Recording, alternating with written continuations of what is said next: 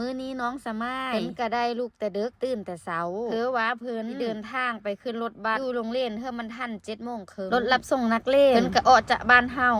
6:30 น.กว่าสิมาฮอดโรงเรียนก็ 7:30 น.เป๊ะพอดีเลยแต่กว่าสิได้เวลาเดินทางต้องรอคนเฮือพร้อมแล้วก็เคารพธงชาติก่อนออกเดินทางเสร็จก็ 2:30 น.จังได้เดินทางมื้อนี้น้องสมายเพิ่นก็ขอแม่ว่าจะได้เงินไปเที่ยวทัศนศึกษา500ได้บ่คันตอบว่าบ่คำตอบของเพิ่นก็คืองอกคือแม่แล้วก็ให้แม่ก็เลยตอบไปว่าได้เลยเดี๋ยวแม่สิเอาเฮ้อ500นะเอาไป500น้องสมายก็ใช้มีเบิดดอกเหลือมาเฮ้อแม่